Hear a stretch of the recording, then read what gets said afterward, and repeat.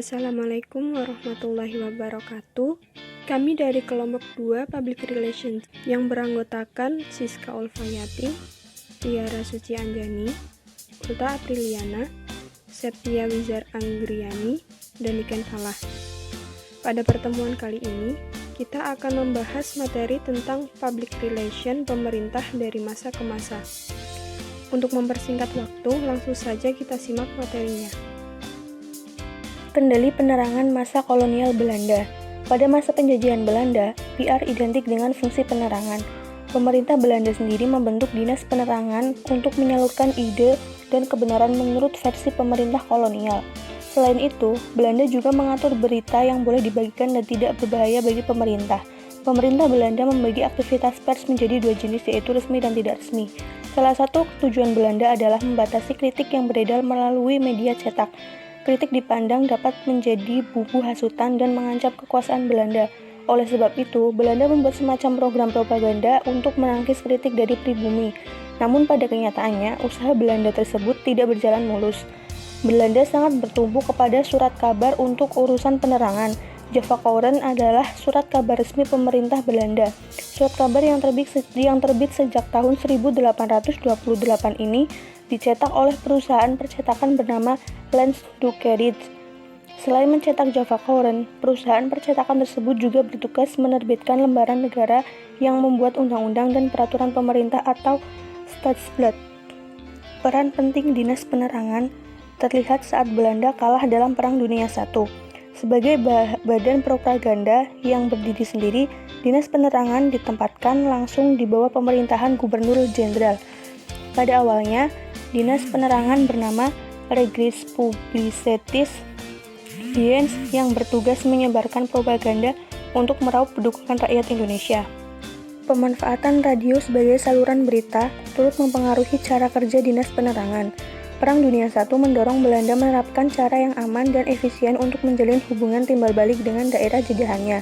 Dampaknya, pada tahun 1934, Nederlands Instituut Radio Omroep Maatschappij atau NIROM resmi berdiri.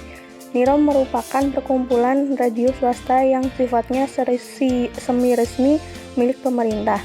Melalui Undang-Undang Radio atau Radiowet, Belanda memberi lisensi serta hak siaran selama 5 tahun untuk NIROM. Siaran NIROM dapat dinikmati di beberapa kota seperti Semarang, Bandung, Yogyakarta, dan Solo. Selain memaksimalkan radio, Belanda juga mengusahakan pembuatan film sebagai penerangan konsep PR. Pada tahun 1935, Belanda mengucurkan sejumlah dana untuk membiayai sebuah film berjudul Pareh. Film yang disutradarai Manus Franken tersebut bertujuan untuk mengenalkan budaya pribumi kepada masyarakat Belanda di Eropa. Sayang, film tersebut tidak selesai karena masalah teknis. Meskipun sempat gagal, Manus Franken tetap melanjutkan hasratnya untuk membuat film tentang pribumi. Pada tahun 1937, Franken dipercaya untuk membuat film berjudul Tanah Seberang. Film ini akan berisi cerita usaha kolonialisasi wilayah Hindia Belanda. Menyadari arti penting film untuk kegiatan PR, Belanda sendiri lalu membuat beberapa film dokumenter. Salah satu film dokumenter yang dibuat Belanda bertujuan untuk membujuk rakyat di Jawa agar mau bertransmigrasi ke Lampung. Pada tahun 1940, sebuah film Ordinanti atau Undang-Undang Sensor Film lahir. Melalui film Ordinanti, Belanda mempunyai wewenang untuk memberi izin dan menolak film yang beredar untuk masyarakat. Aktivitas penerangan zaman pendudukan Jepang. Periode sejarah public relation di Indonesia yang kedua, yakni era pendudukan Jepang tahun 1942 sampai 1945. Saat itu Jepang menggunakan beberapa strategi PR untuk menggandeng Indonesia dalam mendukung tujuan ekonomi serta politik mereka. Pada masa pendudukan Jepang, penerangan sangat dibatasi. Untuk mengendalikan informasi dan berita, Jepang mendirikan Sendenbu, sebuah jawatan yang dibentuk di tingkat pusat hingga karesidenan. Melalui Sendenbu, propaganda untuk mengobarkan semangat rakyat supaya siap berperang membantu Jepang terus disuarakan. Sendenbu mengendalikan saluran komunikasi melalui majalah Jawa Baru, pamflet, hingga isi siaran radio. Selain menguasai media cetak dan radio, Jepang juga mengoperasikan kantor berita Yashima yang kemudian berubah menjadi domain. Pengelolaan siaran radio ditangani oleh jawatan khusus bernama Hoso Kanrikyoku. Ketatnya kontrol tidak lepas dari kebijakan larangan mendengarkan siaran radio luar negeri. Jepang melarang supaya rakyat tidak mengetahui perkembangan Perang Dunia Kedua. Ketika terdesak oleh sekutu, isi berita untuk rakyat adalah Jepang memperpendek garis strategis peperangan. Bagi rakyat, isi berita di atas sulit dipahami. Namun, bagi orang yang berhasil mendengarkan isi berita luar negeri, pasti memahami bahwa Jepang tengah menarik mundur pasukannya. Konsep yang diterapkan Jepang tersebut merupakan bentuk manipulasi berita yang tidak sesuai dengan konsep PR yang ideal. Selain media cetak, Sendenbu juga menguasai produksi film. Perusahaan film milik Belanda diambil alih dan namanya diubah menjadi Nippon Eigasha. Perusahaan ini memproduksi newsreel yang diberi judul Jawa Baharu atau Nampo Hodo. Public relation pada masa Orde Lama dan masa Orde Baru. Yang pertama, public relation pada masa Orde Lama atau pemerintah di era Soekarno. Pada era pemerintahan Soekarno, begitu sering kabinet berganti agar Kementerian Penerangan dan aparat di bawahnya mempunyai pegangan dalam menjalankan tugas dan fungsinya. Maka ketika para pimpinan Kementerian Penerangan melakukan pertemuan di Kaliurang, Yogyakarta pada 7 Mei 1947, dirumuskan yang kemudian disebut dengan Pancabakti Penerangan atau juga dikenal sebagai Pancasilanya Penerangan, yang isinya 1. Memberi penerangan kepada segenap lapisan rakyat tentang politik yang dijalankan oleh pemerintah atau kabinet, serta memberi penerangan tentang peraturan-peraturan yang dikeluarkan dan tindakan-tindakan yang dilakukan baik oleh pemerintah pusat maupun pemerintah daerah.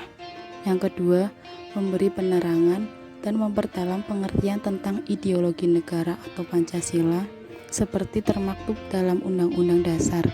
Yang ketiga, memperdalam keadaan membanding dari rakyat sebagaimana yang harus ada pada tiap warga negara yang menjunjung tinggi dasar demokrasi.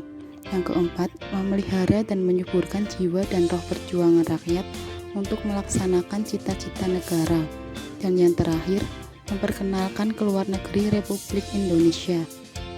Yang kedua, public relation pada masa Orde Baru atau pemerintahan di era Soeharto. Pada penghujung masa Soekarno dan yang menjabat sebagai Menteri Penerangan waktu itu adalah W.J. Rumambi, dikeluarkan kebijakan untuk organisasi Kementerian Penerangan. Atas dasar keputusan Menteri Penerangan nomor 32/M/1966 tanggal 9 Mei 1966 dilakukan pembenahan kembali organisasi Kementerian Penerangan. Sesuai dengan keputusan menteri tersebut, Kementerian Penerangan kemudian dibagi dalam 3 urusan, yaitu yang pertama, urusan umum dan tata usaha yang meliputi 7 biro. 2. Urusan penerangan, pers dan grafika yang meliputi 4 direktorat dan badan pimpinan umum percetakan dan penerbitan serta perusahaan negara Departemen Penerangan. Dan urusan audiovisual yang meliputi 3 direktorat, yaitu RRI, Perfilman, dan Visual, dan Yayasan Televisi. Setiap urusan diketahui oleh asisten menteri. Di dalam keputusan tersebut juga ditegaskan bahwa Kementerian Penerangan adalah alat revolusi yang bertujuan untuk membangun dunia baru berdasarkan kemerdekaan, keadilan, dan perdamaian. Pada masa-masa inilah humas pemerintah di tingkat kementerian atau departemen dan lembaga mulai mendapat tempat. Salah satu tolak ukurnya mulai dibentuknya lembaga yang membidangi humas di lingkungan masing-masing, bukan lagi penerangan sebutan atau nomenklaturnya. Salah satu alasannya agar lembaga informasi dan komunikasi pemerintah tidak lagi dipandang sebagai lembaga indoktrinasi, dan propaganda sebagaimana terjadi pada pemerintahan sebelumnya. Apalagi sebagai rezim baru, Orde Baru sangat membutuhkan upaya untuk memperoleh dukungan dari masyarakat luas. Oleh sebab itu, konsep komunikasi dua arah tampaknya akan lebih dikedepankan. Momentum penting Kementerian Penerangan. Ada berbagai macam peristiwa penting terkait kerja Kementerian Penerangan. Yang pertama, pada tahun 1951, terbit Permen Penerangan Nomor 164/SD/1951. Di dalam keputusan tersebut juga diatur masalah kedisiplinan pegawai negeri. Pegawai pemerintah ditekankan harus mampu menjaga kinerja dan sikap lisan maupun tulisan sejurus dengan kedudukan dan tugas yang diampu. Yang kedua, sekitar tahun 1952, Sekjen Kementerian Penerangan Ruslan Abdul Ghani mengatakan bahwa fungsi penerangan harus mewadahi usaha pemerintah dan selalu terhubung dengan kementerian lainnya. Yang ketiga, pada tanggal 5 Januari 1954, Menpen Dr. F.L. Tobing menyurati Perdana Menteri RI. Isi surat tersebut berkaitan dengan aktivitas penerangan pemerintah satu pintu. Saat itu, kegiatan PR pemerintah di daerah dilakukan oleh masing-masing jabatan. Yang keempat, pada tahun 1955, terbit SK Menpen Nomor 1/SK/1955 tentang pengadaan bagian penghubung pers dan masyarakat. Yang kelima, pada tahun 1957, Menpen Sudipyo menerbitkan SK Nomor 152/SK/SD/57 yang berisi peraturan lapangan pekerjaan, susunan dan pembagian tugas jabatan penerangan dalam negeri di Kementerian Penerangan. Yang keenam, pada tahun 1955, terbit SK Menpen Nomor 1/SD/1955 tentang bagian penghubung pers dan masyarakat. Yang ketujuh, pada tanggal 13 Juli 1959, ruang lingkup tugas PR pemerintah mulai diperjelas dengan lahirnya Keputusan Presiden Nomor 154/1959. Keputusan tersebut mengatur pejabat yang bertugas untuk menyampaikan penerangan sesuai segmen objek. Yang kedelapan, pada tahun 1959, Kelembagaan Penerangan kembali berubah lewat SK Menteri Penerangan Nomor 14/SK/SD/1959. Lewat SK tersebut, istilah Biro Hubungan Pers dan Masyarakat resmi digunakan. Sejak saat itu, fungsi PR pemerintah sudah menjalankan fungsi sosio-edukatif, sosio-informatik, dan sosio-dinamik. Yang kesembilan, pada tahun 1962, terbit Peraturan Presiden Nomor 4/62 yang mengatur jabatan Wakil Perdana Menteri bidang kelima yang membidangi penerangan dan propaganda kepada masyarakat. Posisi ini dijabat oleh seseorang Menko Hubungan dengan Rakyat. Dan yang terakhir, pada tahun 1963 lahir Keputusan Presiden Nomor 232 tentang perubahan jabatan Wakil Menteri Pertama Bidang Khusus menjadi Kompartemen Hubungan dengan Rakyat. Baku Humas era Departemen Penerangan Republik Indonesia. Pergantian kekuasaan pada tahun 1967 ke tangan pemerintah Soeharto tidak mengubah peran dan fungsi Humas.